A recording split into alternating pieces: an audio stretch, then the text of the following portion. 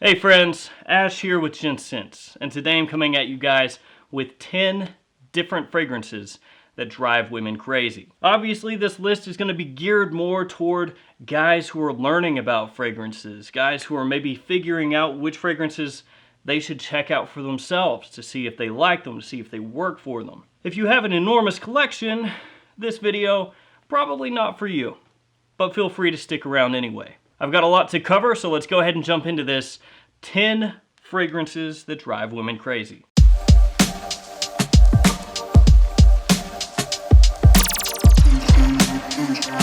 Alright guys, this is not a top 10 list, so this isn't going from 10 through 1. This is just 10 fragrances that work very, very well at getting attention, at getting compliments, at getting people to lean in and try to get a smell of you as you walk by. Some of these are going to be really obvious, ones that have been talked about a lot in the past, but there's a reason for that. They work. And with that in mind, let's jump into it with La Nuit de l'Homme by Yves Saint Laurent, and this is the Eau de Toilette. This has cardamom, bergamot, and lavender as some of the main notes in the fragrance.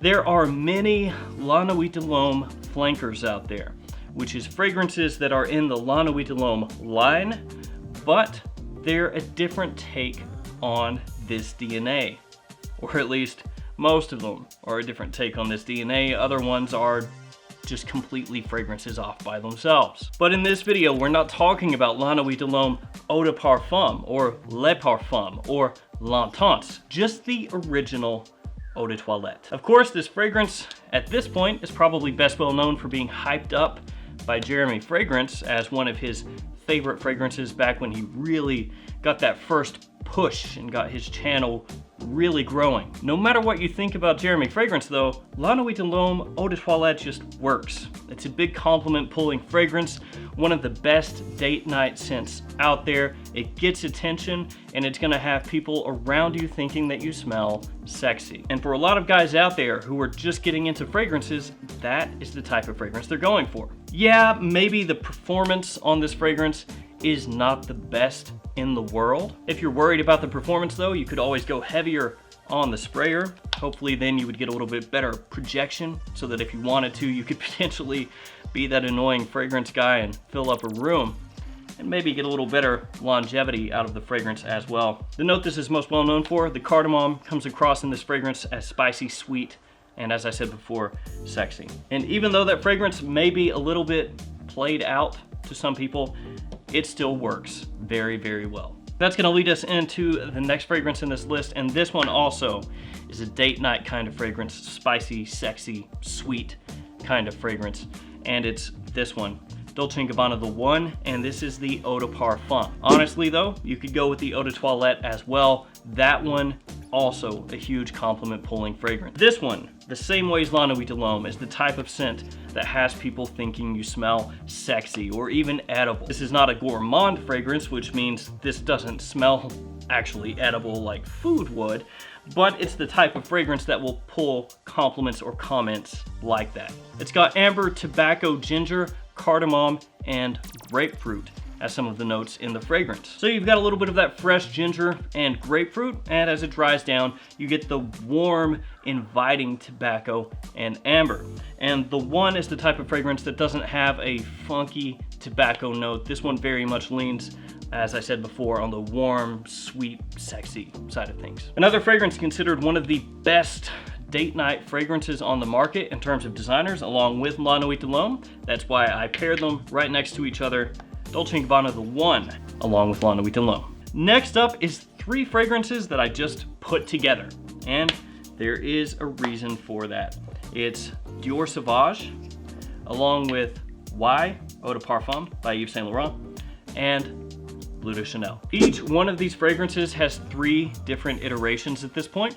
Bleu de Chanel has the Eau de Toilette, Eau de Parfum, and the Parfum. Y has the Eau de Toilette, the Eau de Parfum, and then Y Live. And Sauvage has the Eau de Toilette, the Eau de Parfum, and the Parfum. Those 3 are basically the blue fragrance trifecta, if you will. By blue fragrances, I mean versatile, compliment pulling, mass appealing sort of fragrances. With those, you should try them out and just figure out which you like the most. Are you a Bleu de Chanel guy, a Sauvage guy, or a Y guy? They all essentially do the same thing in terms of when you would wear them. They just go about it a different way. With Bleu de Chanel, you're going to get the grapefruit, ginger, and incense. This one of the three, in my opinion, is going to come across the classiest. Then you have Sauvage. This one heavier on the ambroxan, a little metallic in the eau de toilette. You've also got grapefruit and a pepper combo. So Sichuan pepper and black pepper. Sauvage of the three is the loudest off my skin. It projects the furthest. And then you have Y. In my opinion, Y Eau de Parfum is the best of the three, which is why I highlighted it here. And then you have Y. I picked Eau de Parfum because of the three Y fragrances. The Eau de Parfum is my favorite. It has amberwood, which is essentially a woodier take on ambroxan. I've said that a million times. Then there's also apple, sage, and ginger in Y Eau de Parfum, and that one strikes a sort of balance for me. There's sweetness in there. Some people would call it synthetic sweetness, but the fact remains that it's an enormous compliment pulling fragrance. To me, a little more classy than Sauvage, maybe not as classy as Bleu de Chanel, but it kind of does everything I want it to do, and like I said, strikes a medium between the other two. That being said, these three fragrances, you cannot go wrong. Women love these scents. Next up, a fragrance that's a little more of a clubbing kind of scent, and it's this guy, Azzaro Wanted. This gets compared to Paco Rabanne Invictus, though in my opinion, Wanted is a better fragrance than Paco Rabanne Invictus, and as long as you buy it from a discounter, it's cheaper than Paco Rabanne Invictus. Some people are gonna hate on the bottle design, say that it looks cheesy, but personally, I like it because it's different. It has lemon, tonka, apple, ginger, and amberwood as some of the notes in the fragrance. So this one is gonna be a sweeter, modern, masculine kind of fragrance, especially appealing to the younger guys out there. It has good performance, and though some people may trash talk it on Fragrantica.com, it's actually a big compliment pulling kind of scent used in the correct situations. All right, let's keep this list moving. This one is a big hitter, and you could go with this one or the extreme version of this scent. Both of them huge compliment pullers. Viktor and Rolf Spice Bomb. This one has tobacco, cinnamon, and pink pepper as some of the notes. It's got great performance. It's gonna be great for fall and winter, especially during the night. The original Spice Bomb, this one, a little bit stronger with the spices, which it really shouldn't be a surprise. I mean, the name of the fragrance is Spice Bomb. Spice Bomb Extreme that I mentioned is not quite as in your face with the spices and is actually sweetened up a little bit with some additional vanilla. So it depends on what vibe you want to go for. But Spice Bomb Extreme, either one of those fragrances, fantastic choice. Big attention pulling fragrances, big compliment getting fragrances. They're masculine, but in a more modern way. And if you wanted a cheaper take on this DNA, you could go with Bulgari Man in Black. It's not the exact same as Spice Bomb, but it's going to give you a similar feel at a lower price tag. So any of those, Spice Bomb Extreme, Man in Black, great choices. Next up is a fragrance that is well loved by many out there. This one gets talked about a lot online, on YouTube, on forums, whether it's Facebook or Fragrantica. It is this fragrance, Chanel Allure Homme Sport Eau Extreme. It has tonka, mandarin orange, and mint as some of the notes in the fragrance. This is a fragrance that's been talked about a lot, as I said, by YouTubers in particular. It's got tonka, mandarin orange, and mint as some of the notes. There's a good amount of sweetness in here, a good amount of freshness in here. And the tonka gives it a nice sweet base, a nice warm sweet base as this fragrance dries down. One of the reasons this gets talked about so much is the compliment factor. I mean, that's one of the reasons that this has made so many lists by so many people out there. It may not be as interesting as a lot of other Chanel fragrances out there to people that are really into fragrances, and for that reason it sometimes will get slagged on by people that are into more unique fragrances. But in terms of just wearability, you can wear this nearly year-round, day or night. It could be an easy casual fragrance, club fragrance, date night fragrance. It can do all of those things. And I have never had a woman tell me that they don't like the way this fragrance smells. Good performance on it as well. The big drawback with Chanel, if you want to call it a drawback, and this would apply also to Bleu de Chanel and to a lesser extent Dior Sauvage, it's really hard to find Chanel fragrances discounted. So if you're interested in this one, you're most likely gonna have to pay retail for it. Next up is a fragrance that I don't think really gets talked about very often in terms of compliments, in terms of coming across as a sexy fragrance, and yet it's one that I have had great luck with and friends of mine have had great luck with as well. And it's this Polo Red Extreme by Ralph Lauren. It's got coffee, blood orange, and ebony wood as the notes of the fragrance. Coffee is a note, especially lately, that's become more popular in men's fragrances. You'll see it a lot of different ways. Sometimes you'll see it like a dry coffee bean, other times almost a green coffee, most often a roasted coffee note. This one doesn't come across like a roasted coffee in the sense that it doesn't have that burned kind of tinge to it. You get that blood orange coffee mix initially. The ebony wood essentially lays a base for those notes. Those are the only 3 official notes. Obviously, there's a lot more going on here. But at the end of the day, it's essentially a sweetened, nice coffee fragrance.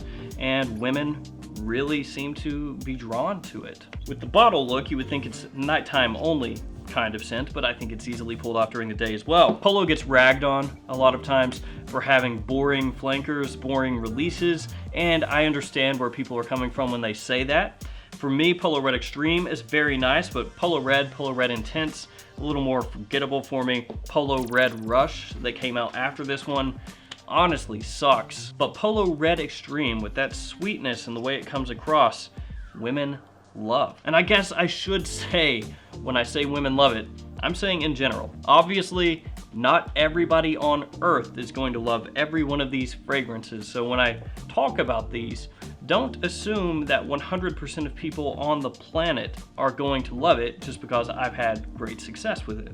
Keep that in mind. We're in the home stretch here. Next up is this fragrance, Parfums de Marly Percival. Now, when I say Percival, I want to include 2 other fragrances with this one. Abercrombie & Fitch Fierce and Mont Blanc Legend. Now you may be wondering to yourself, why would you include Fierce and Legend with Parfums de Marly Percival? And the reason behind that is they all share a similar DNA. Percival has lavender, ambroxan, hedione, and orange as some of the notes in the fragrance. And if you want to break this down super simply, you could say that Percival is a niche, higher quality version of Fierce or Legend. It's also going to be the most expensive of the 3. Back in the, early to mid 2000s, Abercrombie & Fitch Fierce was basically everywhere. Everywhere. Any mall in the United States that you went into, you would smell Fierce all over the place. And a big reason for that was because the Abercrombie & Fitch stores would just pump Fierce into the air. People literally walking through the store just spraying it all over. So if you came within like 500 feet of an Abercrombie & Fitch, you would smell it. But that fragrance was so heavily worn, Abercrombie & Fitch Fierce, because it was so popular with women at the time, especially younger women. Then you had Mont Blanc Explorer, which is essentially their take on Fierce. There are a lot of similarities between the 2 fragrances. If you spray them on side by side, you'll be able to tell what I'm talking about. Are they the exact same? No, they're not, but they're close enough that you know that one was inspired by the other. Nowadays, you can pick up Legend at discounters very affordably. Fierce, not quite as much. That one's still going to run you $70, $80, $90 from discounters. And then Percival, still yet higher than that. Percival is going to do the same things Fierce did. It's going to smell fresh. It's going to smell masculine in a modern way. It's got a little bit of sweetness in there, a little bit of citrus. It's got a little bit of fruity sweetness in there. And it just comes together to be an extremely appealing, casual sort of fragrance for men. Just like Abercrombie & Fitch Fierce, it could be an everyday wear kind of scent. It leans a little more towards spring, summer, and fall than it does winter, though realistically, if you like it, wear it whenever you want. It's a huge compliment puller, huge attention grabber, and while I think that it's ultimately overpriced for what it still is a huge attention grabbing fragrance that women love. If you want to save money though, go with Fierce. If you want to save even more money, go with Legend. Last up on this list is something that maybe some people would not agree with. It's 2 fragrances, both from the same house, though they do different things. Molecule 02 and Molecule 01 from Eccentric Molecules. Molecule 01 is Iso Gamma Super. Online you'll see it referenced as Iso E Super. Molecule 02 is Ambroxan. And that's it. These are based off of a single note. So with Molecule 01, it's going to give you a light, woody, kind of cedary vibe. Molecule 02 going to give you a warm, sensual, almost salty skin kind of vibe. I know that doesn't sound like a lot, and some people out there actually can't even really smell these when they spray them on. So they'll hit themselves with a number of sprays and then can't pick it up at all. And you would think, wow, that sounds like it wouldn't do anything for me in terms of compliments. And yet, these are both big compliment pulling fragrances worn by themselves, and you can also layer them with other scents, which is what lots of people out there will do. So a number of people out there will take Molecule 01 or 02, your choice, whichever one you like more, spray it on, take another fragrance, and then spray it on over top once that one's dried. A number of people swear by that. They say they get better performance, more compliments, more projection. You are essentially trying to give whatever fragrance you spray along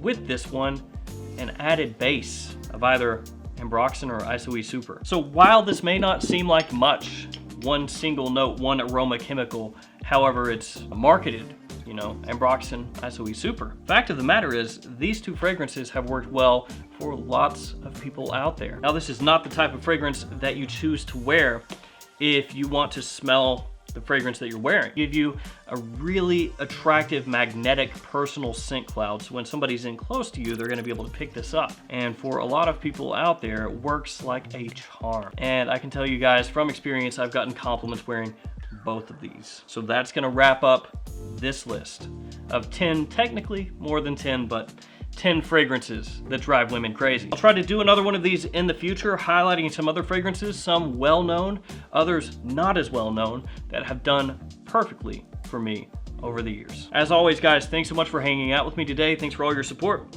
I'll see you guys again tomorrow with another fragrance video. See you guys.